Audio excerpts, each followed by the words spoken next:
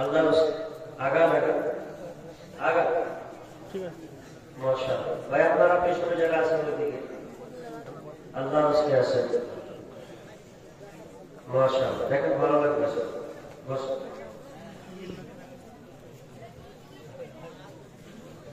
আলহামদুলিল্লাহ নাহমাদুহু ওয়া নাস্তাঈনুহু ওয়া নাস্তাগফিরুহ ونعوذ بالله من شرور أنفسنا ومن سيئات أعمالنا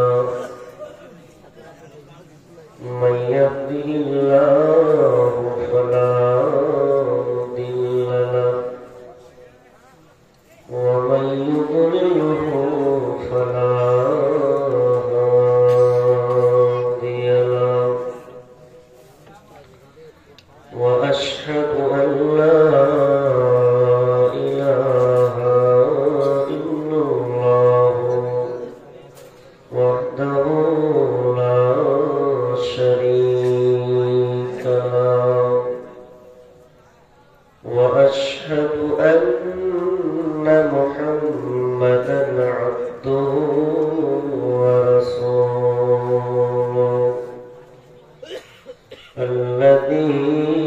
الذي أرسله بالحق بصيرا ونذيرا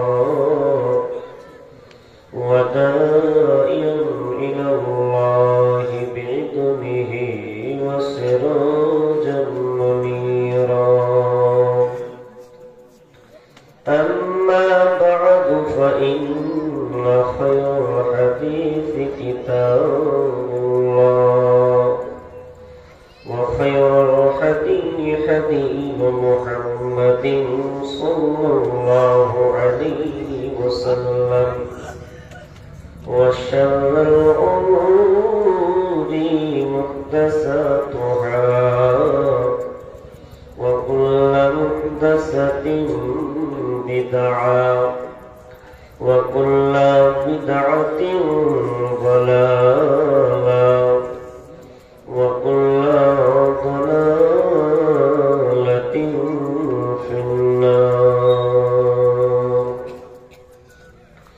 فقد قال الله تبارك وتعالى في كلامه المجيد وفرقانه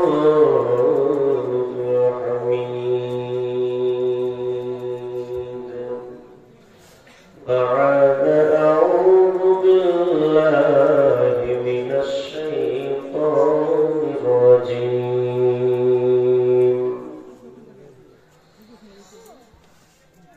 إن الله يأمركم أن تؤدوا الأمانة إلى أهلها بسم الله الرحمن الرحيم يا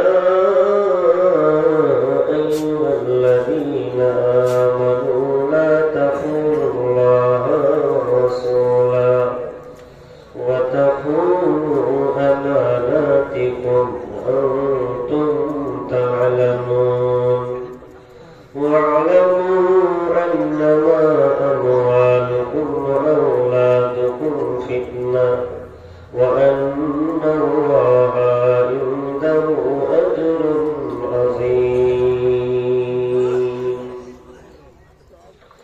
عن أنس رضي الله تعالى عنه قال ما خطبنا رسول الله صلى الله عليه وسلم قال لا إيمان لمن لا أمانة له ولا دين لمن لا عهد له عن أبي هريرة عن النبي صلى الله عليه وسلم آيات المنافق ثلاث إذا حدث كذب وإذا وعد أخلف وإذا اؤتمن خان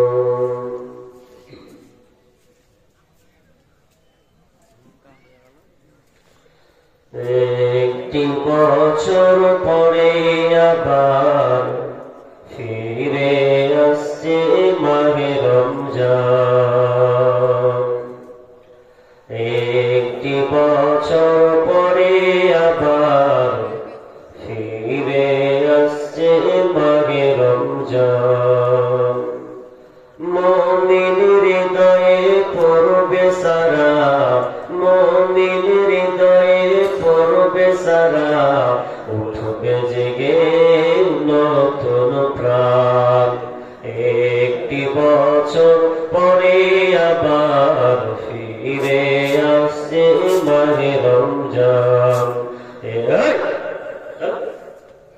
কি বাজায় তুলে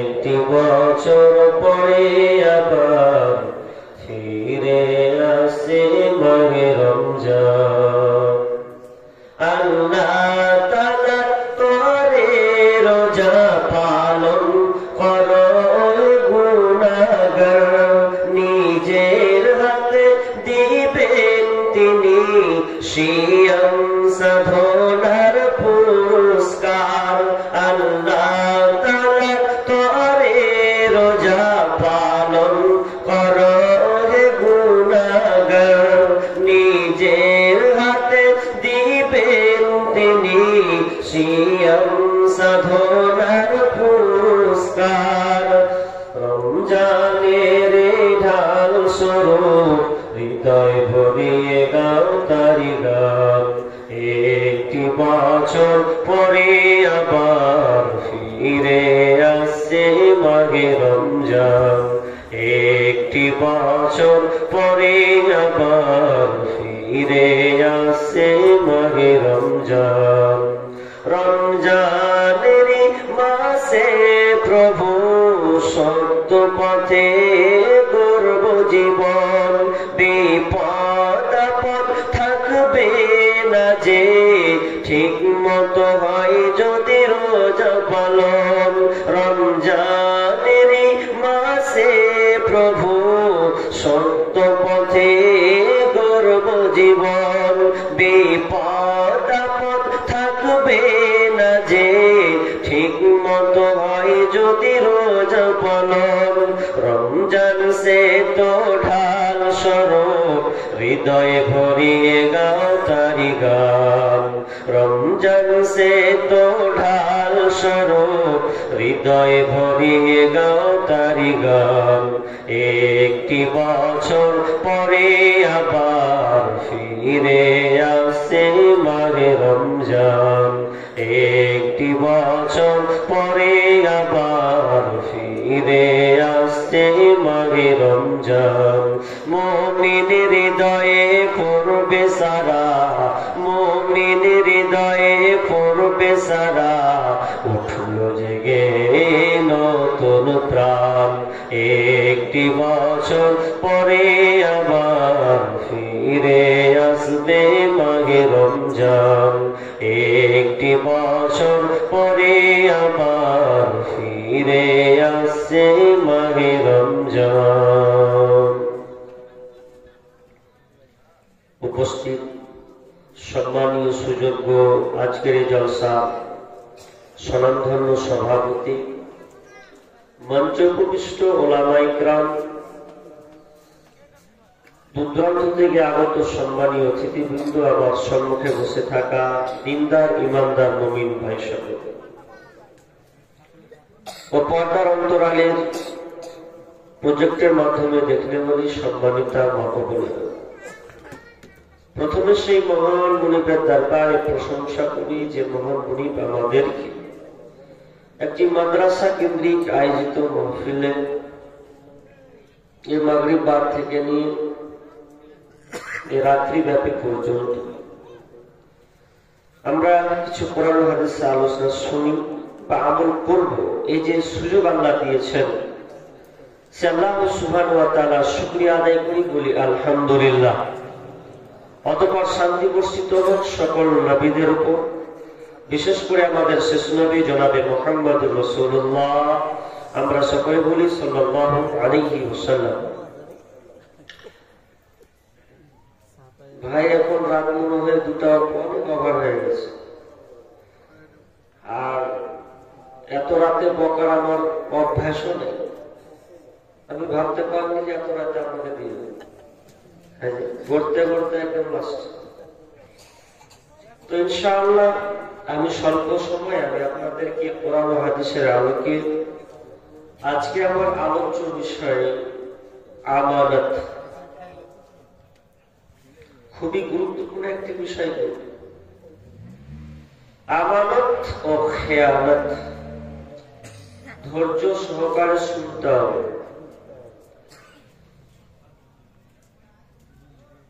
আমরা মানুষ, আল্লাহ তাআলা আমাদেরকে বানিয়েছেন, কিছু দায়িত্ব দিয়েছেন। সেই দায়িত্বগুলোকে আমানত হিসাবে কাজ করা। আমানত বলতে বুঝি যে আপনাকে কেউ টাকা দিল আর আপনি রেখে দেবেন, এটা নয়। আমানত হচ্ছে ডিউটি, কর্তব্য, দায়িত্ব, বিশ্বস্ততা। এগুলো কি বোঝা হয়? এক কথায় বলা হয় আমানত। এক কথায় যদি বুঝতে যান, তা যা সংরক্ষণ জরুরি, এটাকে বলা হয় আমানত। আর আমানতের বিপরীত বলা হয় খেয়ানত। তো আমানত গচ্ছিত রাখা, খেয়ানত বিশ্বাসঘাতকতা করা।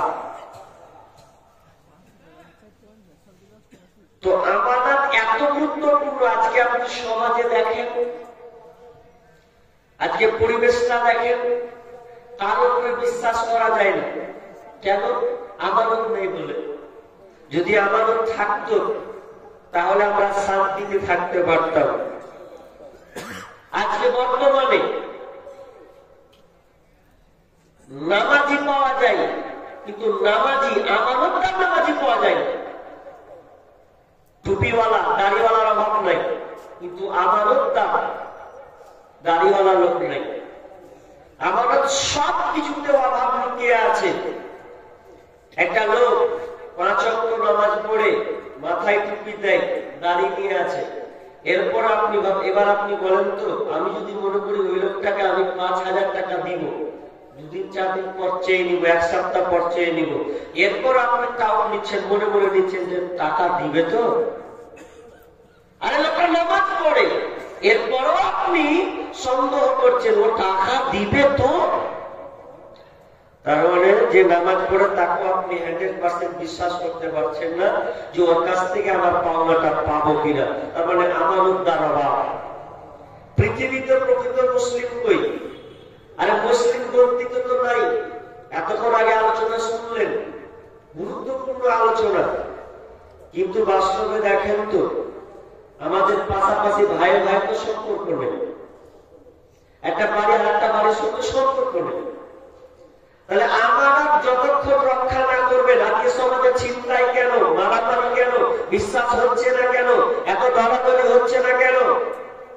প্রত্যেকটা ক্ষেত্রে, সে মাস্টার হোক, ডাক্তার হোক, ইঞ্জিনিয়ার হোক, আলেম হোক, সকলের ক্ষেত্রে আমানত যে আছে, এটা আমাদেরকে রাখতে হবে।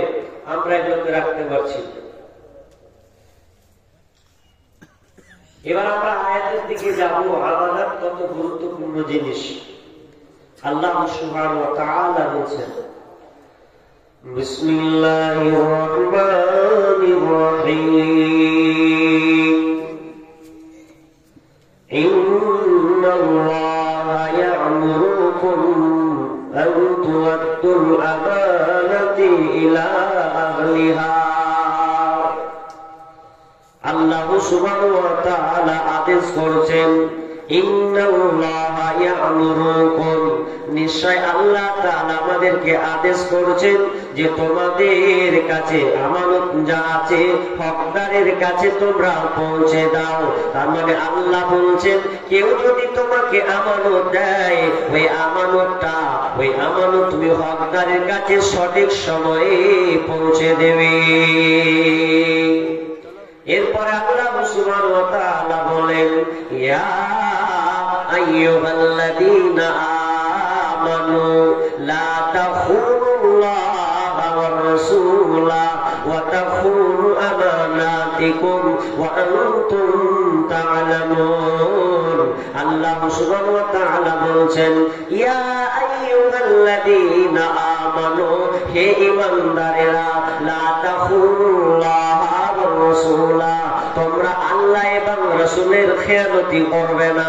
আল্লাহ এবং রাসূলের খেয়ানতি করবে না। লা তাখুনুল্লাহা ওয়া রাসূলা তোমরা আল্লাহ এবং রাসূলের খেয়ানতি করবে না। তার মানে আল্লাহ এবং রাসূল যা তোমাদেরকে দিয়েছেন, এক কথায় কোরআনে যে আল্লাহ বিধিবিধান দিয়েছেন এই কোরআনকে তোমাকে মানতে হবে। কোরআনে যত কিছু আইন তোমাকে দেওয়া হয়েছে এগুলো তোমাকে বাস্তবায়ন করতে হবে এবং রাসূল তোমাদেরকে যা আদেশ করেছেন ওয়া আতাকুমুর রাসূল ফাখুযুহু ওয়া মা নাহাকুম আনহু ফান্তাহু। আল্লাহ রাসূল বিশ্বনবী তোমাদেরকে যা আদেশ করে ওটাকে তোমরা গ্রহণ করে নাও, আর যা তোমাদেরকে নিষেধ করে ওটা তোমরা বর্জন করো। তার মানে এক কথায় বলতে চাচ্ছে যে আল্লাহ এবং রাসূলের খেয়ানত করা মানে কোরআন হাদিসকে যদি আপনি ঠিকভাবে ফলো না করেন তাহলে এটার নাম হচ্ছে খেয়ানত। যদি কোরআন হাদিস না মানি জীবনে কি হবে গো মরার পরে। যদি কোরআন হাদিস না মানি জীবনে কি হবে গো মৃত্যুর পরে। কবরের মাঝে কি দিব জবাব মুনকির নাকিরের তরে কি হবে গো মরার পরে। তার মানে এক কথায় আল্লাহ এবং রাসূলের যেগুলো আইন আদেশ নিষেধ আছে ওগুলোকে আপনাকে মেনে চলতে হবে। ওয়াতাখুনু আমানাতিকুম এবং তোমাদের নিজেদের মধ্যে যে আমানতগুলো আছে ওই আমানতগুলোকে তোমরা রক্ষা করবে। ওয়া আনতুম তা'লামুন এই ব্যাপারে তোমরা ভালো জানো। এক কথা বুঝলেন যেগুলো আইন মানতে হবে, নিষেধ ছাড়তে হবে, রাসূলের যেগুলো দেওয়া মানতে হবে, যেগুলো নিষেধ ওগুলোকে ছেড়ে দিতে হবে, বাস্তবায়ন করতে হবে। এগুলা হচ্ছে আমাদের আমানত। নিজের খেয়াল খুশি আপনি এটা মানবেন আর ওটা মানবেন না, এটা ভালো লাগলো মানবো, এটা ভালো লাগলো না মানবো না, এটা কিন্তু নয়। আপনাকে পক্ষানুরূপে মেনে চলতে হবে। এই প্রথম আয়াতটা ব্যাখ্যা বিশ্লেষণ করতে গিয়ে দ্বিতীয় কথাটা একটু বলছি, একটু গুরুত্ব দেন। এরপরে আল্লাহ বলছেন ওয়ালামু আন্নামা এটাও তোমরা জেনে নাও আমওয়ালুকুম ওয়া আওলাদুকুম ফিতনা তোমাদের ধন সম্পদ এবং ছেলে সন্তান এরা হচ্ছে তোমাদের জন্য পরীক্ষা। আল্লাহ তাআলা আমাদের চ্যাপ্টার আলোচনা করতে করতে আমার মালের দিকে ইঙ্গিত করলেন, আমার সন্তান ছেলে মেয়ের দিকে ইঙ্গিত করে দিলেন। বলছে এটা তোমাদের জন্য পরীক্ষা।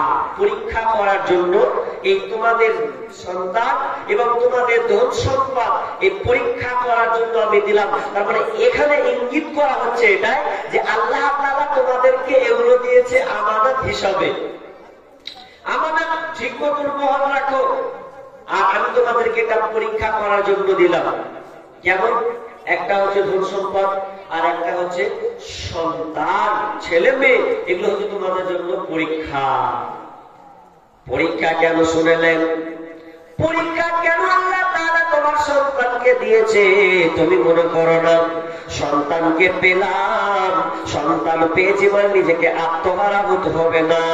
না, আল্লাহ বলছেন তোমার সন্তান সত্য দিকে যা আমি দিয়েছি এগুলো পরীক্ষা করার জন্য আমি দিলাম।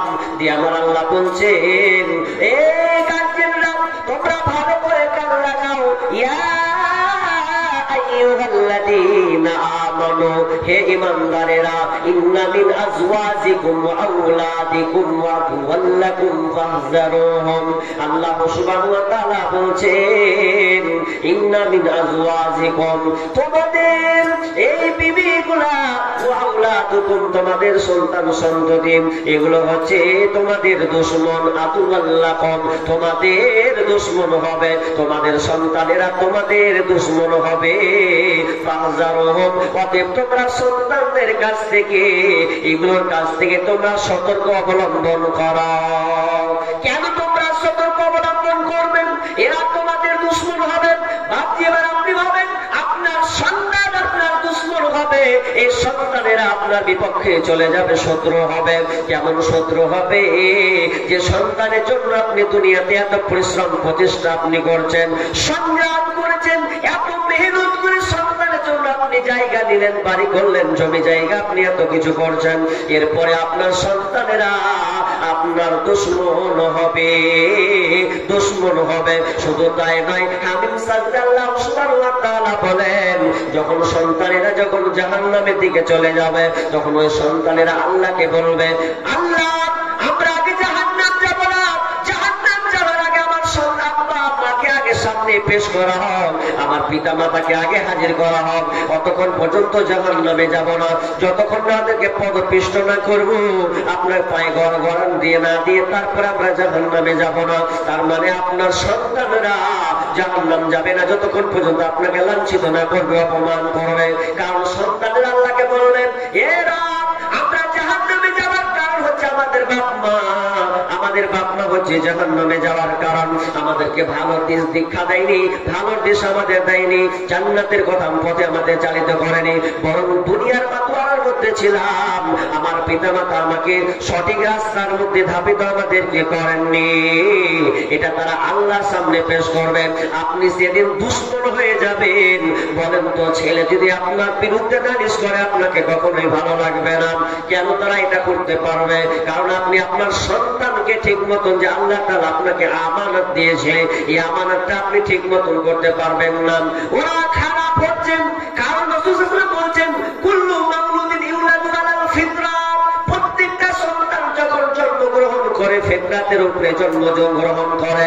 কারণ এই ছেলের সন্তানগুলো খারাপ কেন হয়? বিষ্ণু বলেন, ফাআবাহু, তার পিতামাতা চেষ্টা করে, তার পিতামাতা যে ধরনের হয়, আইহাব্বিদানিহি, যদি তার পিতামাতা ইহুদি হয় তাহলে সন্তানকে ইহুদি রূপে গঠিত করে, আর ইউনাসসিরানিহি, যদি সেই পিতামাতা খ্রিস্টান হয় সন্তানকে খ্রিস্টানের দিকে ধাপিত করেন, আইমাজ্জিসানিহি, যদি পিতামাতা অগ্নি পূজারী হয় সন্তানকে অগ্নি পূজার দিকে ধাপিত করে। তার মানে সন্তানরা খারাপ হয় বাপ মায়ের কারণে। আর যখন ওই সন্তানরা জাহান্নামে চলে যাবে, তখন আপনাকে লাঞ্ছিত করে তারপরে আপনাকে জাহান্নামে নিয়ে যাবে।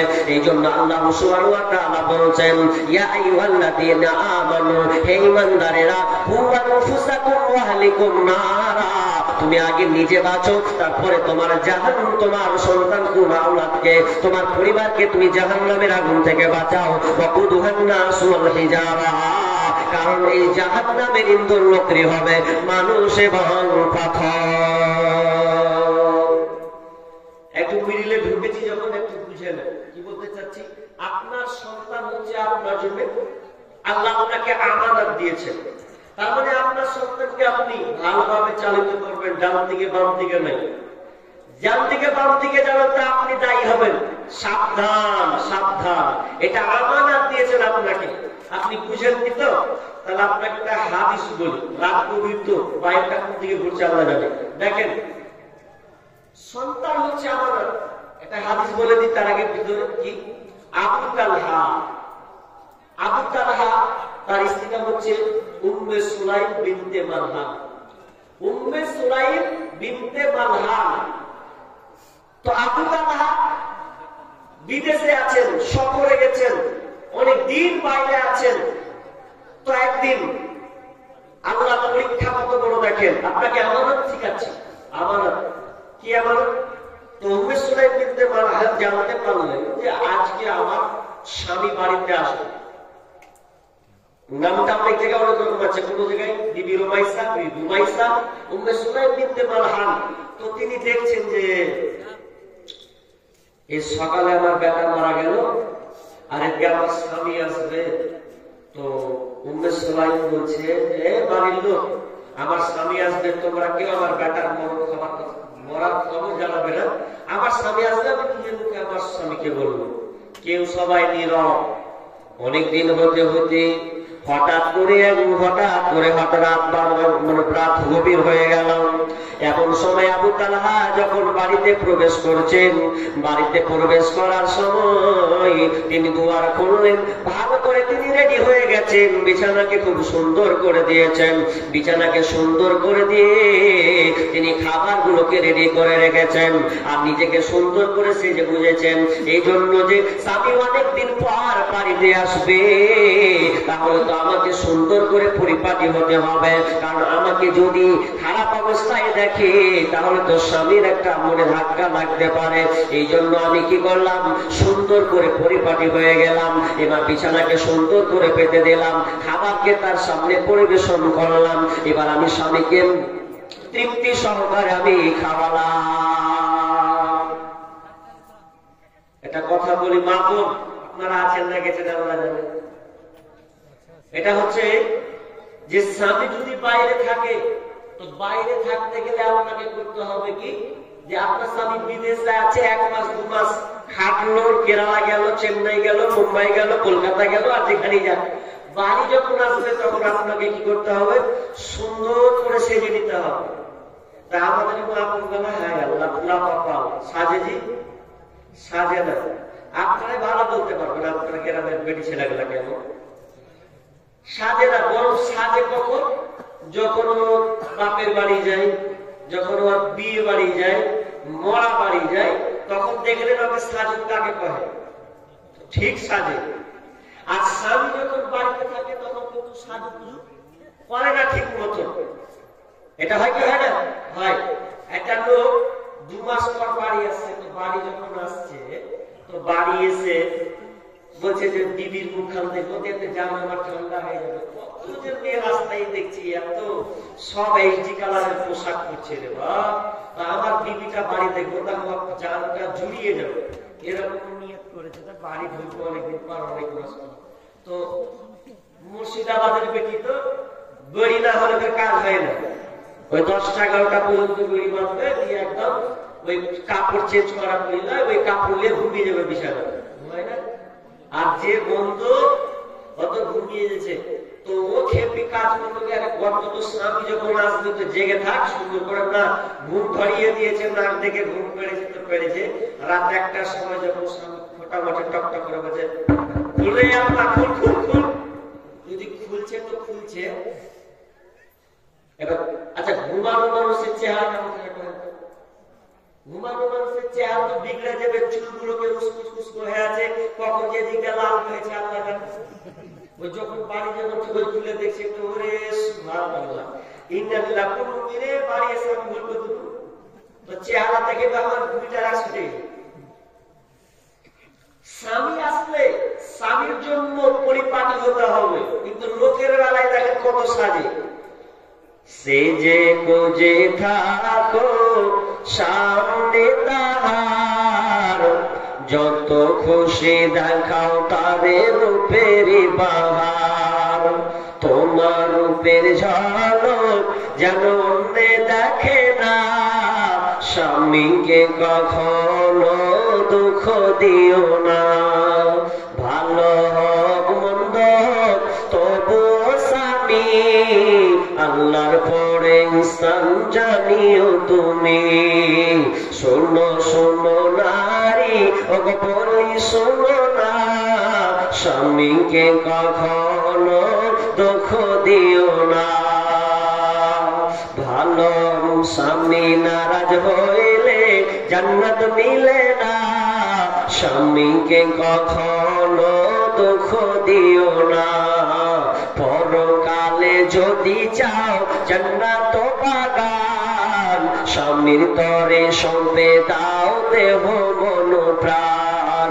শোনো শোনো নারী, ওগো বলি শোনো না, স্বামীকে কখনো দুঃখ দিও না। উম্মে সুলাইম বিনতে মালহান স্বামীর জন্য রেডি হয়ে আছেন। যখন স্বামীকে সম্পূর্ণভাবে যখন খাবার পরিবেশন করেন, খাওয়ালেন, এরপরে রাত গভীর হয়ে গেছে, আর স্বামী স্ত্রী একটা নির্জন অন্ধকারে স্বামী স্ত্রী একটা শারীরিক সম্পর্ক, মধুর ভালোবাসা তাদের মধ্যে যখন হয়েছে, এরপরে টাইমটা যখন আস্তে আস্তে ক্রস হয়ে গেল, ফজরের সময় যখন হয়েছে, এরপরে বিবি উঠে এবার স্বামীকে বলছে, স্বামী আমার, আমি আপনাকে একটা কথা বলবো, যে এই কথাটা শুনেন আপনি আমাকে উত্তর দেন। তখন বিবি আবু তালহাকে বলছে, স্বামী আমার, যদি আপনাকে কেউ কোনো ব্যক্তি কোনো কিছু আমানত রাখতে দেয়, আর ওই আমানতটা যদি কেউ ফিরে দিতে চায়, তাহলে কি আপনি তাকে দিবেন না নাকি? তখন স্বামী আবু তালহা বলছে, বিবি রে, অবশ্যই কেউ যদি আমাকে আমানত রাখতে দেয়, আর ওই আমানতটা যার পাওনাদার, আমি তাকে রিটার্ন দিয়ে দিব, চাইলে আমি তাকে দিয়ে দেব। এবার উম্মে সুলাইম বিনতে মালহান বলছেন, স্বামী আমার, তাহলে আপনি শুনলেন, আল্লাহ সুবহানাহু ওয়া তাআলা আমাদের ছোট পরিবারে আমাদেরকে যে একটা সন্তান দিয়েছিলেন, ওই সন্তানটা আল্লাহ সুবহানাহু ওয়া তাআলা নিয়ে নিয়েছেন, তিনি আমাদেরকে আমানত হিসাবে দিয়েছেন, আবার সেই আল্লাহতে আমানত ফিরিয়ে নিয়েছে। যেমনই এই কথা বলা, আনাস বলছে যে আমার পিতার দিকে যখন তাকালাম, চোখকে লাল করে দিয়েছে একটা ধমক। কি বললি? চোখকে এরকম বড় লাল করে দিয়েছে। আমি দেখছি আবার রাগ প্রচুর লাল হয়ে গেল, যে সবচেয়ে পারলে তো পারলে না, বাপ অবস্থায় কিন্তু আমার দিক ছেলেকে খবর দিলে পারলে না তো বিবি। আচ্ছা বলেন তো, আপনারাই বলেন, কোন নারী কি পারবে, কোন মেয়ে কি পারবে, কোন মা কি পারবে যে সন্তান মারা গেলে সে আনন্দ করবে? এটা কেউ দেখেন, গভীরে কথাটাকে নেন। কোন মা পারবে না সন্তান করবে আর স্বামীর সঙ্গে স্বামীকে খুশি করার জন্য এত কিছু তার পরিপাটি করা, এটা কেউ সহ্য করতে পারবে না, কেউ পারবে না। কিন্তু স্বামীকে যে খুশি করতে হবে, স্বামীকে যে অনেক দূর থেকে এসেছে, অনেক দূর পর বাড়িতে আসতে হবে, এটা আমার একটা খিদমত, এটা আমার কাজ করতে হবে। তাহলে আপনাকে বলতে চাচ্ছি, সন্তানটা হচ্ছে আমানত, সন্তানকে আপনাকে সঠিকভাবে পরিচালনা করতে হবে। আজকে আমরা দেখি সন্তানদেরকে ঠিক মতন পরিচালনা করেন তো? ডান দিকে না যাই না, বাম দিকে যাই, কোন দিকে আমরা খেয়াল খুশি রাখি না, সন্তান যেদিকে যাই কোনদিন গুরুত্ব দিই না। আর গুরুত্ব দেব না বলেই তো দেখবেন সময়ে সময়ে যখন একটা সময় চলে আসে, তো ওই বেটি আপনার মুখ পুড়িয়ে চলে যায়, আপনার মুখ পুড়িয়ে আপনার বংশকে নির্বংশ করে দেয়, করে না? করে। দেখেন যে বেটিকে আপনি শাসন করেন, নির্ভরার নামে ছেড়ে দিয়েছেন, সেই মেয়ে আপনার একটা প্রেমিকের সঙ্গে সম্পর্ক করে রেখেছে। আচ্ছা আপনাদেরকে একটু মিডিলে বলে দিচ্ছি, সামনে আসবে 14ই ফেব্রুয়ারি, আসবে না? আরে আসবে কি আসবে না?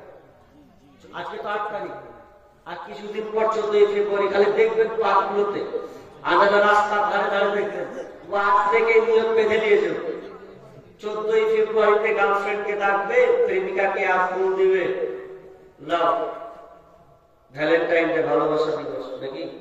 14ই ফেব্রুয়ারি ভালোবাসা দিবস। ভালোবাসা দিবসটা তোমরা দিবস, আর ওই ভালোবাসা দিবসে আবার প্রেগনেন্ট হবে। ভালোবাসা দিবসে প্রেগনেন্ট হয়, আপনি হাসি ছড়ালেন না চাইলেন, আপনি সোশ্যাল মিডিয়াগুলোতে দেখবেন খালি, আর 14 ফেব্রুয়ারি বাদ যাবে, আর 2 মাস পর খোঁজ নেবেন কি হাল হয়। দেখেন না বছর বছরে একটা মেয়ে দেখছি পেলেও ঝাঁপ দিয়ে পড়ি, কেন পড়বি? বলছে যে প্রেমিকের ছাকা খেয়েছে। পড়বি কেন? আর নাই পড়বি, বলছে হবে কেন? সব শেষ করে দিয়েছে, সব শেষ।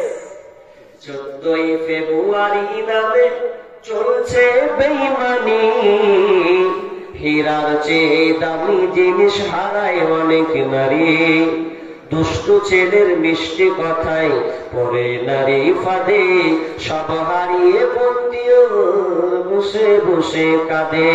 প্রেমের নামে চলছে এখন অশ্লীলতার ছোঁয়া, কত মনে নারী সম্মান পান্তা ভাতার মোয়া। নারী তুমি সম্মানিতা সব ঘরেরই আলো, লাগলে ছোঁয়া পঙ্কিলতার জীবন বেঙ্গালা। আজকে ছেলেমেয়েরা বেলাইন যাওয়ার পিতা মাতায়ের জন্য দায়ী। আপনার মেয়ে যে 10টার সময় বের হয় কখন ফিরে, আপনার মেয়ে টিউশন যায় কটার সময় ফিরে, একবার তো আপনি খুঁজলেন না, বরঞ্চ আপনি আপনার মেয়েকে মোবাইল পর্যন্ত দিয়ে দিয়েছেন। স্বামী আপনার কিনা বাপ যদি না নিয়ে যায়, মা তো কত করে ডিগ্রি পাস করে এসেছে, এদিক দিয়ে একদম জিরার ডিগ্রি পাস, বেটি জুলুম করছে, তো বাপ যদি বলছে নিয়ে দিব না, বুঝে তোমাকে নিয়ে দিতে হবে, হাত বেড়ি ভাড়া টাকা দিয়ে নিয়ে দিব। বুড়ি বেটা বেটিকে তুমি ধারা করবে না, ধারা করবে না, তো দেখো করে কি হাল করতে পারে। এমন হয়ে গেছে মেয়েদেরকে আপনি রাখতে পারছেন না, ছেলেদেরকে আপনি আটকাতে পারছেন না, না আটকাতে হবে। ছেলে মেয়েকে সব কিছু আপনি দিচ্ছেন না। কৃষ্ণ বলছেন মা নাহাদা ওয়ালিদুন ওয়ালাদান মিন নাহদিন ফাআফদালা মিনহু আদাবিন হাসান। রাসূল সাল্লাল্লাহু আলাইহি ওয়াসাল্লাম বলছেন যে তোমার মেয়েকে তুমি গাড়ি বাড়ি টাকা পয়সা সব কিছু দিচ্ছ, এটা কোনো উত্তম দান নয়। উত্তম দান হচ্ছে তোমার ছেলে মেয়েকে তুমি সুশিক্ষা দাও, সুশিক্ষা। এটা হচ্ছে তোমার জন্য উত্তম, এটাই তোমার জন্য কল্যাণ নিয়ে আসবে। আর বাকি যেগুলো আপনি দিচ্ছেন এগুলো ব্যর্থতা, কোনো কিছু হবে না। তাহলে কি বললাম, আমানত আপনার সন্তান। এবার পূর্বের আয়াতের দিকে চলে যায়। আল্লাহ বলছেন তোমরা আল্লাহ এবং রাসূলের খেয়ানতি করবে না। এবার বিশ্বনবী বলছেন যদি তোমরা আল্লাহ তার রাসূলের ভালোবাসা পেতে চাও, যদি তোমরা আল্লাহ এবং রাসূলের ভালোবাসা পেতে চাও, তাহলে তোমরা তিনটি কাজ করবে। তিনটি কাজ করবে। নাম্বার 1, যদি তোমরা আল্লাহ এবং তার রাসূলের ভালোবাসা পেতে চাও, তাহলে তোমরা সব সময় সত্য কথা বলবে। নাম্বার 2, কেউ যদি তোমাকে আমানত রাখতে দেয়, তাহলে তুমি আমানত রক্ষা করবে। নাম্বার 3, কেউ যদি এবং তোমরা প্রতিবেশীর সঙ্গে ভালো ব্যবহার করবে। যদি তোমরা এই তিনটি কাজ দেখাতে পারো, তার মানে তোমাদের মধ্যে বোঝা যাবে তোমরা আল্লাহ এবং রাসূলকে ভালোবাসো। তিনটা কাজ। নাম্বার 1, সত্য কথা বলা। সত্য কথা বলা। আচ্ছা আপনারা বলেন তো মুনাফিকের আলামত কয়টি? 3টি। অন্য হাদিসে আছে 4টি, তাই তো? 3টি যে হাদিসটা পড়েছি মুনাফিকের আলামত। মুনাফিক দেখতে কেমন? আমি জুব্বা পরে আছি, টুপি পরে আছি, তো দেখে মৌলানা লাগছে। যারা কোর্টের উকিল, দেখুন কোর্ট করলে বোঝা যাবে যে কোর্ট উকিল, তার মানে কোর্টে কি উকিল, তাই তো? প্রশাসন যখন পুলিশরা যখন যে পোশাকটা পরে ঘাটে, ওটা দেখে লাগে কি এটা দারোগা, এটা পুলিশ। তাহলে পোশাকের সঙ্গে মুনাফিক আপনি কি করে বুঝবেন? হাজি মুনাফিক আপনি কি করে বুঝবেন? মুনাফিক কোথায় পাওয়া যায়? মুনাফিক আপনি কি করে খুঁজবেন? মুনাফিক খোঁজার জন্য আপনাকে বাংলাদেশ যেতে হবে না, পাশে বাংলাদেশ। মুনাফিক খোঁজার জন্য আপনাকে আমেরিকা যাওয়া লাগবে না। মুনাফিক যাওয়ার জন্য আমার গ্রাম যেতে হবে না। মুনাফিক যদি বলেন তো আমি আপনাকে হাত তুলবো না, আঙুল দেখাবো না, বরং এই গন্ডির ভেতরে কিন্তু আবার মুনাফিক ঢুকে আছে। মুনাফিক কত খাতারনাক, মুনাফিক কত খাতারনাক। এর জব চাইতে জঘন্য যদি হয় মুনাফিক। মুনাফিকের আলামত আছে 3টা। এই 3টা যদি আপনি খুব দেখতে পেয়ে যান, তার মানে জানবেন যে এই লোকটা হচ্ছে পাকা মুনাফিক। বিষ্ণু বলছেন 3টা গুণ মুনাফিকের মধ্যে থাকবে। নাম্বার 1, ইদা হাদাসা কাযাবা, যখন সে কথা বলবে খালি মিথ্যা কথা বলবে। কথা বলতে তো খালি মিথ্যা, খালি মিথ্যা। ওর কথা ওকে লাগাবে, ওর কথা ওকে লাগাবে। আগে তোর নামে রটিয়ে দিলে, ওগুলো তোর নামে রটিয়ে দিলে, দুজনে একটা পেচ লাগিয়ে দিলে। তার মানে কথায় কথায় মিথ্যা কথা। আজকে বর্তমানে দেখেন মিথ্যার 6 লাভ চলছে।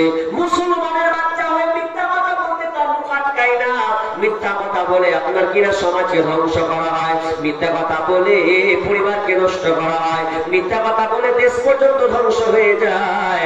এমনকি আমরা ব্যবসায়ী যারা তারা পর্যন্ত মিথ্যা কথা বলি।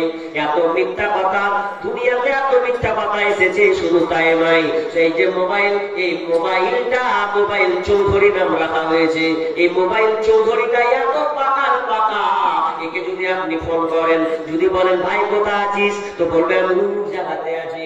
অথচ ওকে যদি বলেন কোথায় আছিস, ও কিন্তু বলছে জমিপুরে আছি, দেখা আসলে জমিপুরে নাই, কোন জায়গায় আড্ডা মারছে, নাম দিয়ে দিল জমিপুর। তাহলে মোবাইলে মিথ্যা কথা বলা হয়। শুধু তাই নয় রে ভাই, এই মোবাইলটা আসার পর 3 ছেলের মা হয়েছে আমি বিয়ে করিনি। 3 ছেলের মাকে একটা প্রেমিক করেছে, তুই ভালো করে বল বিয়ে করিসনি তো? বলছে না আমি বিয়ে করিনি। যখন নিয়ে পালিয়ে গেছে পরে, তখন খোঁজ দিচ্ছে যে সারা 3টা ছেলে চলেছে, 3টা ছেলে চলেছে। ওই যে মোবাইল চৌধুরী যা পেয়েছে না, ইটিং ফিটিং করে মোবাইলে ফোন করছে, ভাই এখন শেষ সময় তো বক্তব্য হয়ে দিতে হবে, সব ভুলবেন। তো এই মোবাইল এমন একটা মেশিন হয়েছে, শুধু এর মিথ্যে কথা, সব জায়গায় মিথ্যে কথা ছয়লাভ চলছে। বিবি পর্যন্ত স্বামীকে ফাঁকি দেয়, স্বামী বিবিকে ফাঁকি দেয়। একজন বিবি, একজন স্বামী স্ত্রীকে খালি বারবার সন্দেহ করছে। এখন বর্তমানে এমন হয়ে গেছে, সুপ্রিম কোর্ট বলছে যে একটা মেয়ে যদি পরকিয়া করে যদি ছেলেকে দেওয়া হয়, তো ওই ছেলে মিলে স্বামীকে এখন বলে বহে দিকে বাড়িতে। এটা হচ্ছে ভারত। আর 2018 সালে তো পরকিয়া বৈধ করেছে, কোনো ব্যাপার নেই। এই হাল হয়ে গেছে ভারতের অবস্থা। আর সব চাইতে ভারতবর্ষে এখন পরকিয়া, জেনা, ব্যভিচার যেখানে সেখানে পাবেন, কোনো অসুবিধা নেই। আর আসলে হাত লেগেছে, তাহারা তারা জানতে পারে। গাধা যেমন গাভীর সাথে নিয়ে লজ্জা বোঝে না, সাপ যেমন গাভীর সাথে নিয়ে লজ্জা বোঝে। মানুষ খোলা মাঠে জেনা করবে, মানুষ খোলা মাঠে প্রকাশ্যে জেনা করবে, কেউ কিছু বলার থাকবে না। একজন স্বামী স্ত্রীকে সন্দেহ করছে, আরে তোকে যে আমি ফোন করছি, তো ফোন দিয়ে একবার তোকে পাই না, খালি তুই ব্যস্ত থাকছিস, ওয়েটিং এ খালি থাকছিস কেন রে, কি ব্যাপার? তো বলছে মা ফোন করছে। জি আচ্ছা, মা আছে কে আছে ভালো করে দেখ তো একবার খোঁজ করে। স্বামী তো চালা, তো বলছে যে নাম্বারকে কুচুম করে ধরে নিয়েছে, ফোন করেছে, তখন ঠাকাম করে যখন ধরে নিয়েছে, তখন ফোন দেওয়ার পর বলছে ও মেয়ে, যখন ওই ছেলে যখন বলছে হ্যালো রোজিনা, তখন ইসলাম করছে হ্যাঁ কে কাহা, মেয়ে বলা করছে, ধরে নিয়েছে, ধরতে যা বলছে ওরে তুই পাকা ভাই। তখন গিন্নিকে বলছে তুই ওটা তোর মা, ওটা মা না তোর নাম ছিল মা, তুই কি ব্যাপার, কি খারাপ করছিস, খারাপ আব্বা করছিস, আর ধরা দিস না। তখন ওই থেকে কেন পাচ্ছি রে? আমার লিখিত একটা সঙ্গীত আছে, তোমার কাছে ফোন করিলে পাইব শুধু ওইটিং, ও গিন্নি কার সাথে করো তুমি মিটিং, ও গিন্নি কার সাথে করো তুমি মিটিং। তোমার কাছে ফোন করিলে বলে আপা ফোন করেছি, তোমায় আমি জিজ্ঞাসা করলে বলো বোন আমার ফোন করেছে। একবার কাও বাবার কথা, একবার কয় মায়ের কথা, একবার কয় ভাইয়ের কথা, একবার কয় বোনের কথা, এইভাবে কতদিন করবা চিটিং, ও গিন্নি কার সাথে করো তুমি মিটিং। আরে নামাজ রোজার ধার ধারে না, মোবাইলে ব্যস্ত, স্বামী তাহার ফোন করিলে কথা কয় না সে তো। স্বামী কয় প্রাণের বিবি কত ভালোবাসি আমি, স্বামী কয় প্রাণের বিবি কত ভালোবাসি আমি, তোমায় আমি ফোন করিলে পাই গো শুধু ওইটিং, ও গিন্নি কার সাথে করো তুমি মিটিং। তাহলে 1 নাম্বার, ইদা হাদাসা কাযাবা, কথায় কথায় শুধু মুখে মুখে আর মিথ্যা কথা বলবেন। বিষ্ণু বলছেন আমানাতু ফিল কালাম, কথা বলাটা হচ্ছে আমানত। কথা বলা আমানত মানে তোমাকে সত্য কথা বলতে হবে। আমানতটা কেমন? তার মানে যখন তুমি কথা বলবে সদা সর্বদা সত্য কথা বলবে। ইদা হাদাসা কাযাবা ওয়া ইদা ওয়া'আদা খলাফা, যখন তোমাকে কেউ ওয়াদা দিবে তখন তুমি ওয়াদা রক্ষা করবে, খবরদার ওয়াদা খেলাফ করবে না। তার মানে হচ্ছে মুনাফিকের আলামত। 1 নাম্বার মিথ্যা কথা বলবে, নাম্বার 2 ওয়াদা খেলাফ করবে। কত নেতা যে ওয়াদা করে আমাকে ভোট দাও আর ভোট দাও, আমি তোমাদেরকে এই করে দিব সেই করে দিব, ওয়াদা পর্যন্ত খেলাফ করে ওই মেম্বার প্রধান আপনার এমএলএ এমপি তার কোটিপতি বড়লোক হয়ে যায়, কিন্তু ওয়াদাকে ভঙ্গ করে দেয়। তার মানে জানবেন ও এক প্রকার হচ্ছে মুনাফিক। আপনাকে একটা ঘটনা বলি। কি ঘটনা? চিল্লাচিল্লি কত